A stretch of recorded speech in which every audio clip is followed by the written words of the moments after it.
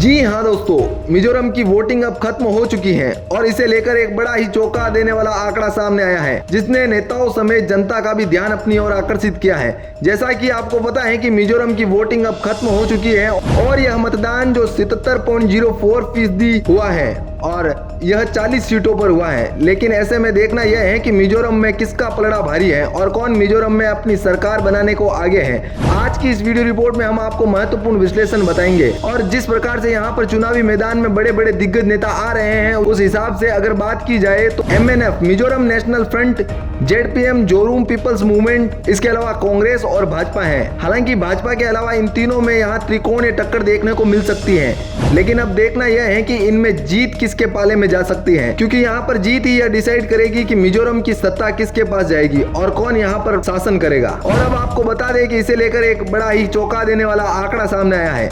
आखिर ऐसे कौन सा आंकड़ा निकल कर आया है जिसकी इतनी ज्यादा चर्चा हो रही है? आज के इस एग्जिट पोल में हम आपको इसकी पूरी जानकारी देने वाले हैं। तो चलिए वीडियो को अब शुरू करते हैं। मिजोरम में इस बार 77.04% की बम्पर वोटिंग हुई है, जो कि आपको बता दें कि इस चुनाव में 18 महिला उम्मीदवार मैदान में है। सत्तारूढ़ MNF, मुख्य विपक्षी दल जोरूम पीपुल्स मूवमेंट यानी ZPM और साथ ही कांग्रेस ने भी यहाँ पर 40 की 40 सीटों पर उम्मीदवारों का अपना ऐलान किया है। वहीं भाजपा और नवोदित आम आदमी पार्टी 23 और 4 सीटों पर चुनाव लड़ रही हैं। 27 निर्दलीय उम्मीदवार भी चुनावी मैदान में उतरे हैं। इस हिसाब से यहाँ का माहौल भी काफी तगड़ा देखने को मिल सकता है। आखिर मिजोरम की जनता किसकी सरकार बनाना चाहती है और इस लिस्ट में कौन सबसे आगे चल रहा है? इन 40 सीटों के रुझान में कौन खुश और कौन दुखी नजर आ रहा है? क्योंकि जिस प्रकार के यहाँ पर बड़े बड़े दिग्गज नेता मैदान में उतारे हैं, उस हिसाब से यहाँ का आंकड़ा काफी ज्यादा चौंका देने वाला है। और इस फैसले को मिजोरम की जनता ने EVM मशीन में कैद कर दिया है, जो कि कुल मतदान 8,51,895 है, जिसमें से पुरुष मतदाता 4,12,959 है। वही महिला मतदाता की बात करें तो वहाँ पर 4,38,925 है। तो चलिए अब कुछ महत्वपूर्ण आंकड़ों के बारे में जानते हैं जो किसकी तरफ इशारा कर रहे हैं। अगर सबसे पहले बात की जाए मिजोरम की राजधानी यानी आइजोल की, तो वहां पर सबसे ज्यादा सीटें मिजोरम से आती हैं, जो कि कुल 14 सीटें हैं। और अगर बात की जाए मिजोरम में सबसे कम मतदान होने की,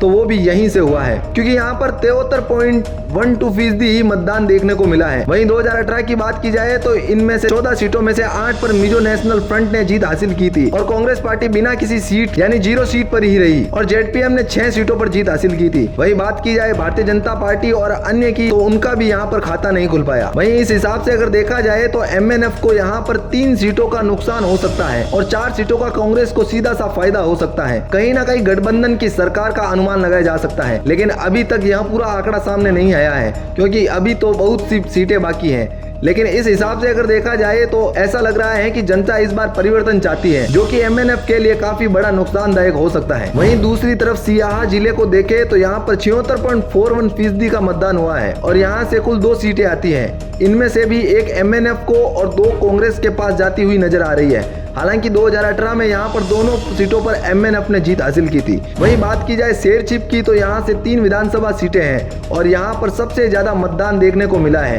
क्योंकि यहाँ पर 84.49% की वोटिंग हुई है और यहाँ पर इन तीनों सीटों में से एक MNF को और 2 कांग्रेस के खाते में जाने का अनुमान है। हालांकि 2018 में यहाँ पर कांग्रेस का खाता नहीं खुल पाया था। 2 सीटों पर MNF और 1 सीट पर ZPM ने जीत दर्ज की थी, लेकिन इस बार कुछ अलग ही आंकड़े देखने को मिल रहे हैं। वहीं बात की जाए मम्मी जिले की, तो यहाँ से 3 विधानसभा सीटें आती हैं और यहाँ पर तीनों सीटों पर त्रिकोणीय टक्कर देखने को मिल सकती है। मतलब कि 1 सीट कांग्रेस को और 1 सीट MNF को और तीसरी सीट ZPM को मिल सकती है। 2018 की बात की जाए तो यहाँ पर 3 विधानसभा सीटों में से 2 सीटों पर मिजो नेशनल फ्रंट यानी MNF ने और 1 सीट पर कांग्रेस पार्टी के पक्ष में रही थी। इस हिसाब से कहीं ना कहीं यहाँ पर भी मिजो नेशनल फ्रंट को नुकसान हो सकता है। वहीं अगर बात की जाए कोलासिब जिले की, तो यहाँ से भी 3 विधानसभा सीटें आती हैं और इन तीनों सीटों में से 1 सीट MNF पार्टी को और 2 सीटें कांग्रेस पार्टी को मिल सकता है। मतलब कि सीधा सा यहाँ पर कांग्रेस पार्टी का पलड़ा भारी नजर आ रहा है। हालांकि 2018 में यहाँ पर कांग्रेस पार्टी का खाता भी नहीं खुल पाया था, लेकिन इस बार के आंकड़े कांग्रेस के लिए काफी अच्छे दिख रहे हैं।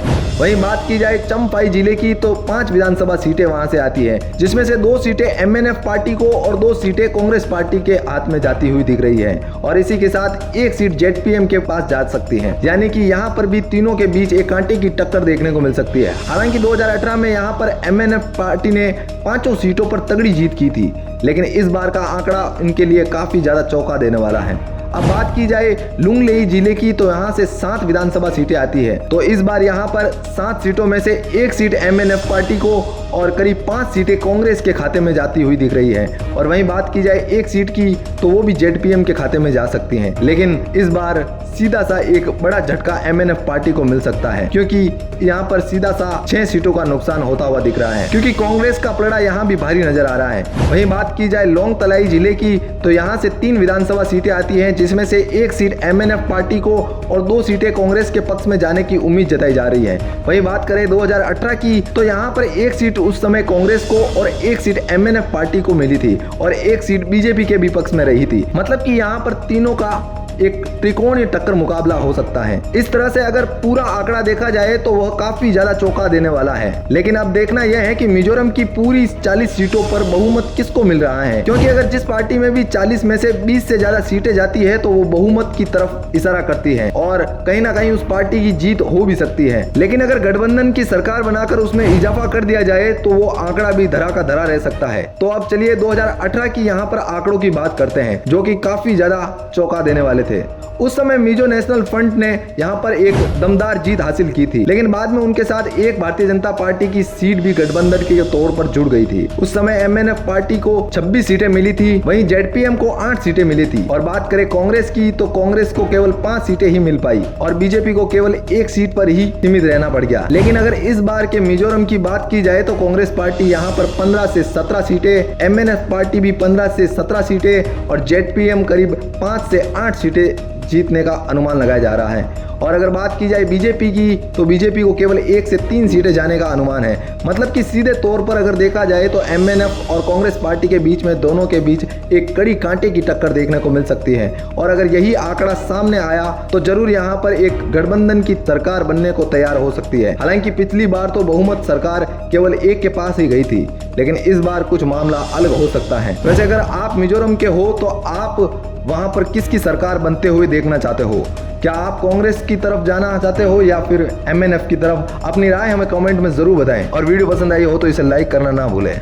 Bureau report, R media network. और यह मतदान जो 77.04% हुआ है और यह 40 सीटों पर हुआ है, लेकिन ऐसे में देखना यह है कि मिजोरम में किसका पलड़ा भारी है और कौन मिजोरम में अपनी सरकार बनाने को आगे है। आज की इस वीडियो रिपोर्ट में हम आपको महत्वपूर्ण विश्लेषण बताएंगे और जिस प्रकार से यहाँ पर चुनावी मैदान में बड़े बड़े दिग्गज नेता आ रहे हैं, उस हिसाब से अगर बात की जाए तो MNF Mizoram national front, ZPM Zoram people's movement, इसके अलावा कांग्रेस और भाजपा है। और यह मतदान जो 77.04% हुआ है और यह 40 सीटों पर हुआ है, लेकिन ऐसे में देखना यह है कि मिजोरम में किसका पलड़ा भारी है और कौन मिजोरम में अपनी सरकार बनाने को आगे है। आज की इस वीडियो रिपोर्ट में हम आपको महत्वपूर्ण विश्लेषण बताएंगे